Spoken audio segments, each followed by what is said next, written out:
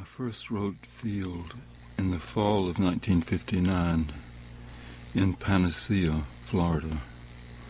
After finishing my thesis and delivering it to the history department, I drove south until I hit the Gulf and rented a cabin from a couple named Trice, a block from the water.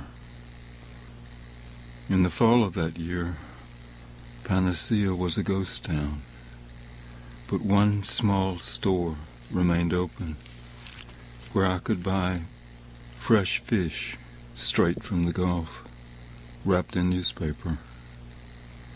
One night, as I cooked supper, I read from a reeking page a terse AP news story about an old man out in Iowa who'd stumbled onto a fence and been found the next morning, delirious, after circling a field all night. Those 50 words, at most, were the bare bones of Field. The story was lifted from that page. I wrote the concluding paragraph as it stands today, a few nights later in Panacea. Though most of Field was set down in that single evening, I've been writing and thinking about it ever since. What held me to Field for so long was the sense that there was something there, a kind of buried conduit, which contained a message, beneath or within the words, which deserved my attention. Sometime in the mid-60s, Mother began to notice strange lapses in Dad's behavior. Back then, no one had even heard of Alzheimer's. The best doctors around hadn't a clue as to what was happening to him. Because it was unrecognized, nameless, and unknown, it became metaphysical, an adversary with a capital A, from another dimension, invisible but lurking, with supernatural powers, with a presence far more menacing and sinister than if we'd known what it was and been able to name it. It was as if a shadow had come over him, which settled also over us, and especially over her. A shadow all the more powerful because we could not identify it. This was my history, his story. I'd started with Field as a prose poem. Then I'd tried to expand it into a novella. Finally, I cut it back to its roots, because I came to see it as a dance for those who suffer. It was also a premonition. Slowly it became an image in motion for the condition known to us later as Alzheimer's. It became a parable of Alzheimer's, an attempt, itself stumbling, groping, and blind, to choreograph this process, to give it a name. So it presaged also the very process and trial of its own composition, in its images of trance-like compulsion, of a dance-like struggle in the dark, and of defeat. Thus it became also, unwittingly, an allegory, in the root sense of, so to speak, as to imply something other, not only of the Father, but of the Son. And as this fact dawned on the Son through the years that followed, of all who labor and suffer, among the makers and begetters of those who are. But how and why so early? I've never been able to resolve this. How can I explain that last paragraph, which was written in that single evening, in the light of what happened to Dad later? Was it all an accident, a chance event? Life is full of these. Or was I guided by strange powers of recollection or foreknowledge, over which I had no control, but to which I submitted, unbeknownst to myself, one dark and rainy evening in Sadie Trice's shack in Panacea?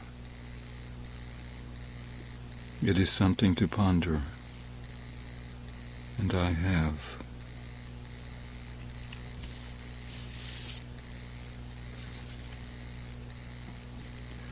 The Father's gift. Demise, conveyance or transfer of an estate. Random House Dictionary. The words seem whole now. Underline seem. I'll never be certain. But if they've made it through, if Field has made it through, if I've come through with Field, it's only through his demise, only through his gift to me of mortal love.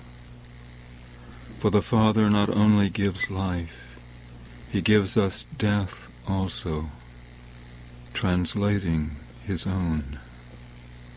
For had he not been mortal, he could not have called us here to replace him.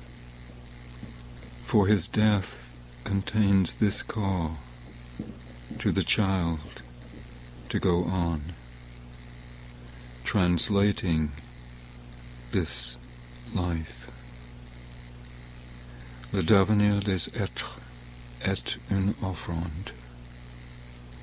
Is this what makes the myth of a death which indebts us because it gives life, like a great bell echoing down the generations that tolls for us all?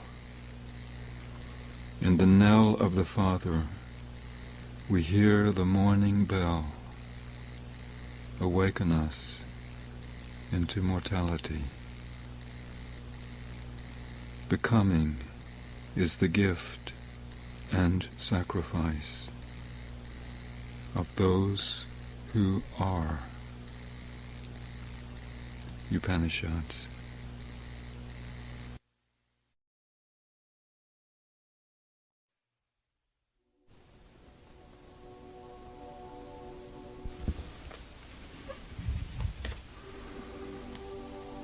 Field.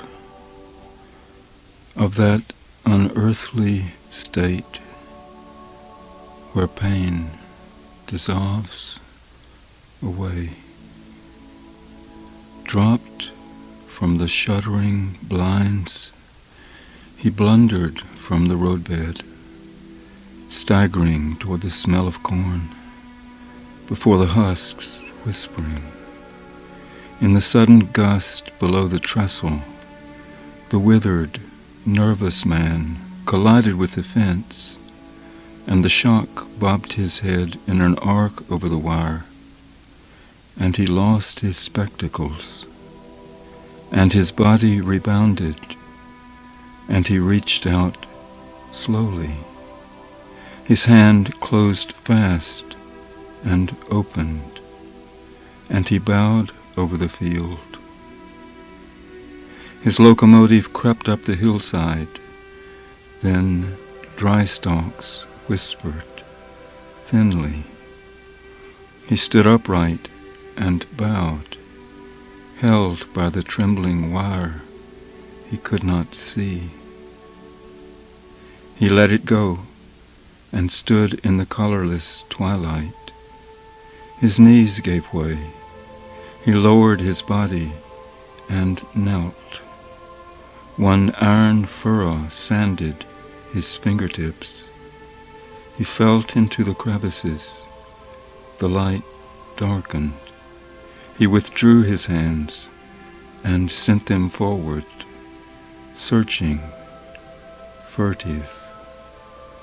The ground felt unearthly, like metal.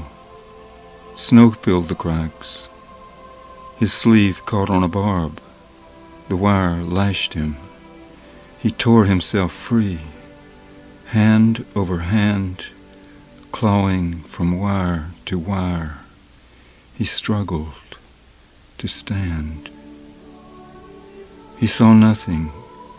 Gray air, odorless, crossed the field, filled his nostrils. A sharp point struck and stabbed. He flexed his fingers, closed them. The wire quivered. He clutched it with all his strength, and the fence post shook. He brought his hand to his mouth. He placed it on the wire. He heard the distant sound of friction. He ran his palm on the wire. The wind rose, stalks rasped. A parched tip tickled his eyelids, teasing them like a feather. A shadow flapped on his forehead. The light again darkened. He wondered if it were the night he saw, approaching. The wind calmed and he was moving, guiding on the wire. The gray air rose depthless between his feet, before his face. He lifted one arm for balance and found a post. Then he lifted the other hand, perilously. Stumbling, he lost balance. His fingers slid to a barb. The taut wire shook him and swayed low. He held himself close to the earth, soothing the wire, outstretched, motionless. He lunged for the post and fell, was lashed and trembled, hoisted himself and swayed in the calm. He extended his arms and crept on the tips of his toes. His fingers fled from the barbs and, quailing, caressed them. He could not cease moving, for the wire would not cease moving. He remembered the coldness of earth and the crevices of earth. The wire throbbed over the earth steadily. Rushing noise came from his body. Mucus foamed to his lips. He could not spit it from his teeth. His mouth would not open. His tongue stuck to his lips. He lifted his palm to his mouth and sucked his wrists. He tore his mouth open, cried out, retched, and spat. Tall, he lowered his head and lifted his other hand until his arms stretched wide above the field. After a long while, the fence did not end, and the man stepped past one post after another. When he stumbled, he no longer fell. The barbs became less jagged. The wire shook him, and they fought each other. The intervals between the posts lengthened, and he heard his train passing over hills. The sound became a humming noise within him, from which he always receded. In the air there was a rustling of dry husks, and a sudden cry snatched close from mountain walls, the wail of a child or an animal. The train climbed and passed away from him, and he heard himself hear nothing.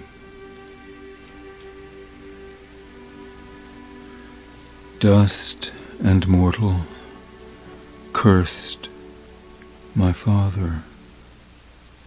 He heard nothing, and distances drew close about the wire. Dark vistas, once before him, gathered behind him in the space of the field, far from him, within him. Why he came he did not remember, or what he had lost, or where he had begun, or to hope for its end, or to pause, or to fear. But the wire had become familiar. It supported him and led him, and its pain gave him forgetfulness. His other hand, wrenched free, stabbed for a post, and he sank through an emptiness. He was aware of nightfall and acknowledged his fear. He remembered without protest that he had moved for a long while and could not stop himself, even from falling. He rose again slowly. The wire had turned. He followed. He toiled a level ground. He bent his head on a hillside. Again and again he turned in the hollows of his memory. The cavities in his knees spread into his belly, his chest, his throat. He felt himself floating with the paralyzed, inert movement of a dream. When he tried to recover, he lost himself in his blindness, in the darkness, in the field.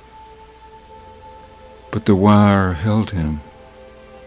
The punctuated strands smoothed down his hands, and the wire became smooth. Dust and mortal, cursed my father. The wire held him upright and kept him moving, for he could not move alone.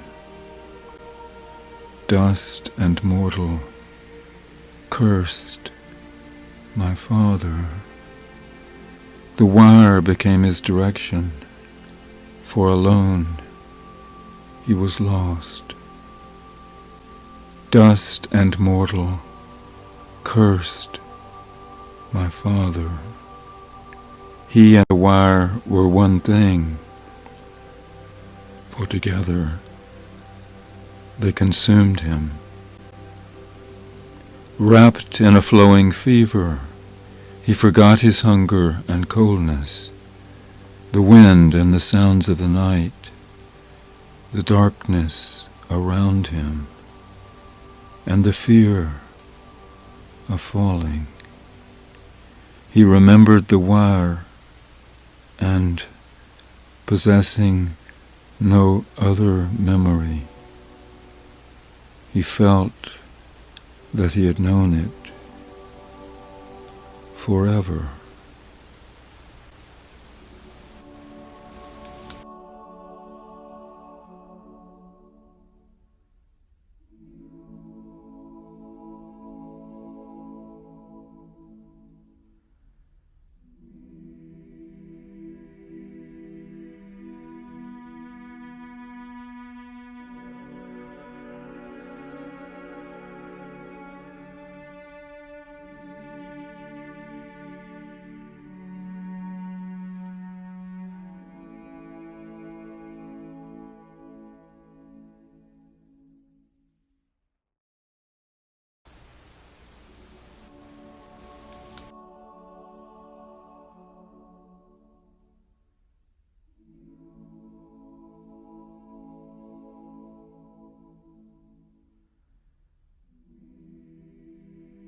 My father and I stand together, apart. the lake tilting on eroded sand, shimmering above the dead roots around his white head, between the trees. On the slope above the water, Dad waits beneath me, smiling, expectant. Gone for a moment, the stony look, the thoughtless stare, the pupils flat and cool as the distant water, clarified, focus entirely on the frisbee in my hand, as I coil and bow over it, nestle it close and let it go, wondering if he knows who I am. Oops, sorry, Dad. I've spun it wide. He settles on his heels and leaps. It catches a current of air, lifts, dips, and sails past him. Nicked by his fingertips, it disappears in the woods beneath him, down toward the shadowy glint in the rising, receding water. Sorry. We're playing with his prize frisbee, the gift with his portrait on it from years ago, familiar yet distant now, the generosity spendthrift of that forehead, its hoard of breadth, its largesse, secured by the sage economies, the thrifty savings and the decorum in that spare Scotch nose, snubbed neatly on its tiny bridge, the level eyes smiling with pleasure and confidence, with decision brimming also from the mouth, dark-haired, thoughtful, incisive, distinguished, a stranger from the prime of his life. A few steps down in the woods, he tracks it absently, looks about him, back at the house, then down toward the lake, and just as I think it's leaving his mind, he's losing it, he's lost, almost trips over it, wedged between clumps of crabgrass and moss, looking up at him. He bends down stiffly and retrieves it, inspecting it warily at arm's length, his hands enfolded carefully, with all the recognition in his fingertips. He bows slightly over it and winds it back, inward, toward the center of his body and out, assaying his aim forward, cocking and uncocking his right wrist, clearing an imaginary path in the space before him. He looks up the slope, spots me, looks down and smiles. The face is smiling up at him. Thought he was lost, didn't they? Thought we'd lost him for good. He winds and unwinds the disc, pressing it into his rib cage. Can't seem to get rid of this fellow. He repeats the motion, perplexed, as if weighing the words, grins as they dawn on him, grimaces with a parody of effort, and lets him go.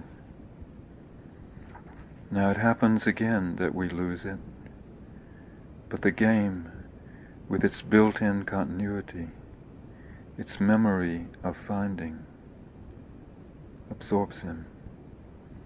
And now he returns the smile, speaks to it, to himself, to the man he was, and to me, holding to those links with recognition, kinship, continuity, language, with the words which convey and pass that smile to me.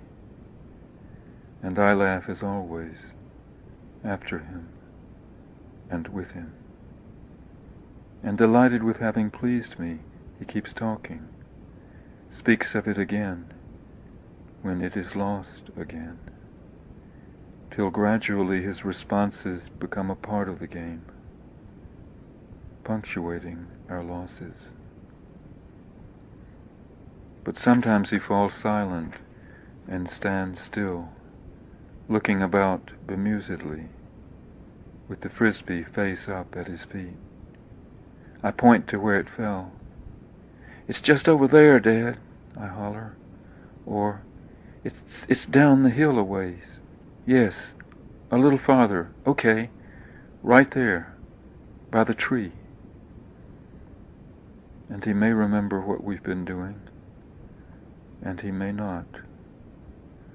But I've begun to notice that if he keeps talking, he doesn't lose the thread so quickly, so entirely. Slowly then I come to realize that it isn't forgotten, that he is still searching, still feeling for some new way to grasp that thread, that he's speaking to remember, not just to keep in touch with me, but with what he is doing, to follow through toward apavarga, fulfillment, the completion of an action. To talk his way home, back toward his bases, toward that fellow on the frisbee. As if a spare strand of memory might be preserved in speech and woven into the process long enough to complete it. As if the fusing power, the fiber, the continuity of mind, folded into a few words bound together, might connect a few moments also, and let him complete them.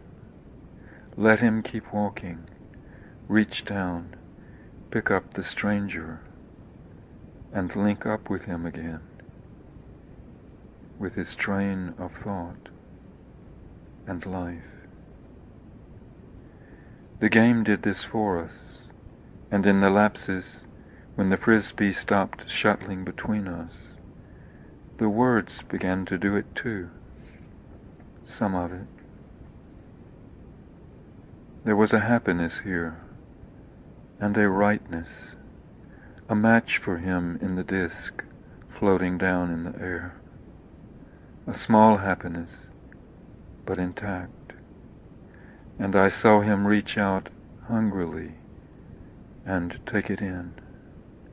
And because he kept reaching, I kept reaching after him, till both of us were caught in the spell of the game, and in its deceptions, in its fantastic suspension of other processes, including Alzheimer's, in its obsessive image, its recurrent dream of recovery, an old play acted here for the 1000th time, till his loss seemed almost redeemable in that recovery, in his repeated finding of that face, his finding it again, his recognition, his remembering having found it before, a few moments ago. In the awareness through those few moments, a distance like centuries, that the face is his, or used to be, that the face is ours, because his loss was also my loss, and even my mistake. Since I'd thrown it wild, it was lost to us, and he found it for me also. This stranger he no longer is, whose gifts he no longer possesses, yet identifies with and is bound to, and playfully retrieves and raises again, and enjoys now sharing with me as he stoops and picks it up from its trap in the grass and sends it whirling in air back into the game again with its continuity, its memory. in the retrieval also of the words that come from there, spoken as that fellow would have spoken them years ago. Are we lost or found here? I wonder as I laugh, and lunge and make my stab, and stoop to retrieve it, or him, myself, in finding himself lost, in finding the words for this, or the words finding him, my conjurer. As he went under, did he even rise on the remorseless surge of his affliction, using even dissolution, even the burning neurons, to strip back the words and bear them? Because he was able to tell, to find through the saying that he was lost, though he was lost indeed. I do not know. Yet slowly I begin to capture the drift of his purpose, to catch the brief words in their strangeness, their accuracy, their stripped, bare, swallow-boned reach into that vanishing landscape, from which they floated lighter than air, effortless, self-born, gliding towards me like gossamer condors from his roofless ministry, over the cratered empire of his mind in its moon bareness, out of his absence, his impasse, destruction, remote, inaccessible to me, removed now even from his own grasp, except in this way. Even as I'm laughing, I'm struck by this, and reach back by habit for the tiny spiral notebook in my hip pocket, and jot down the last words so that I won't forget them. These are the words which follow and close this memoir.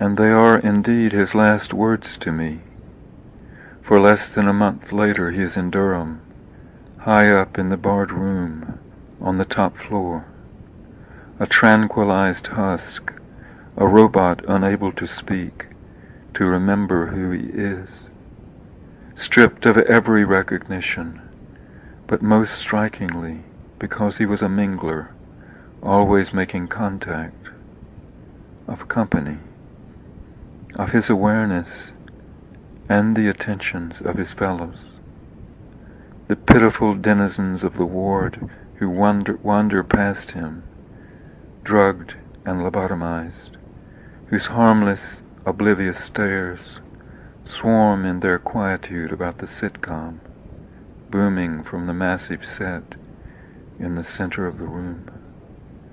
So changed, the doctor has to point him out to me, crouched on an empty bench, back in the farthest corner where no one else is, bowed over with his head in his hands, unbuttoned, stubble-bearded, stoned, staring at nothing, downward.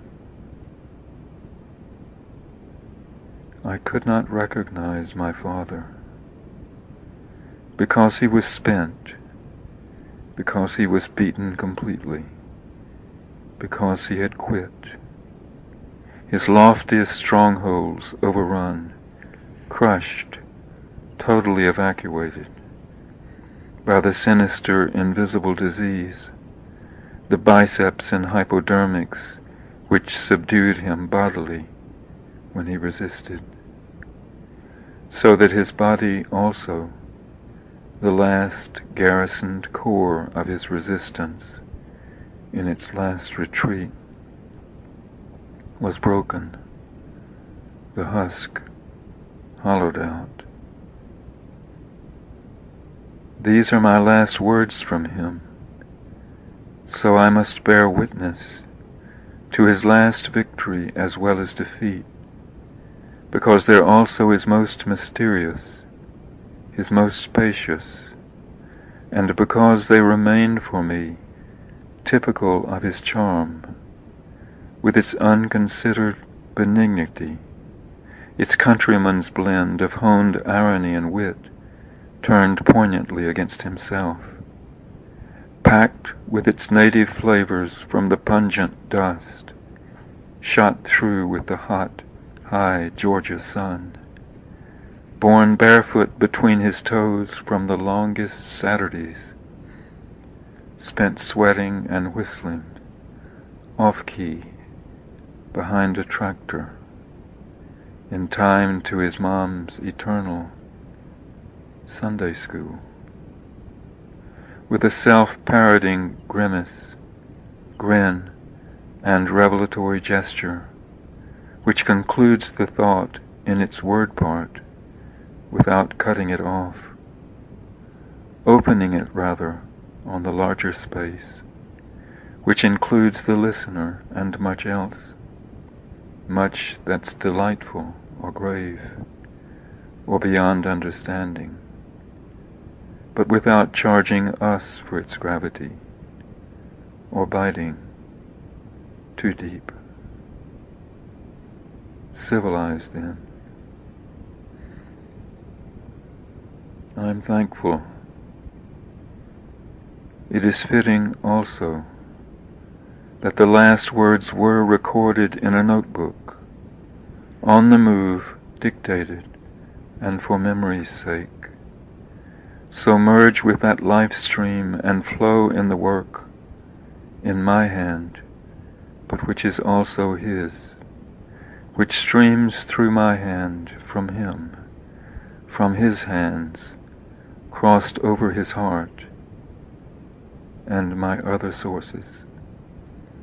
Streams rippling from the smile, the charm, the wit, the irony and the zest, the joy and affection of him, the memory which is his alone. Finally, it is most fitting that the last message was wordless, a fusion of smile, gesture, and silence, that he chose a smile, an inimitable mime, and a concluding silence to convey his last message, which was his first also, and his most lasting, the one he bore down with him as he withdrew from us, removed from us, but not before it had touched us, irrevocably. So I salute him with it. So it abides.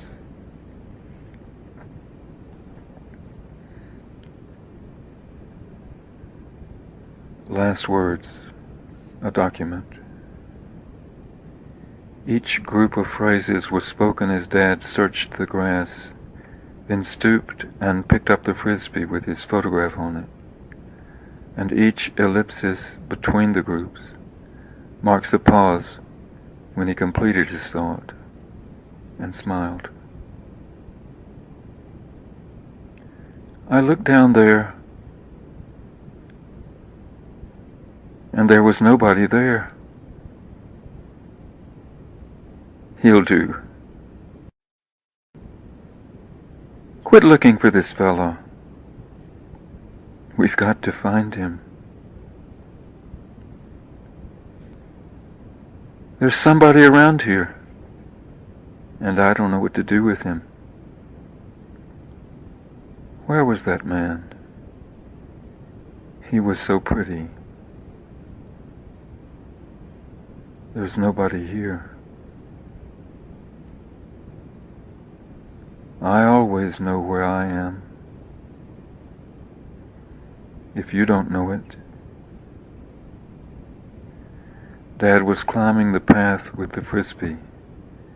At this point he smiled and placed both hands over his heart.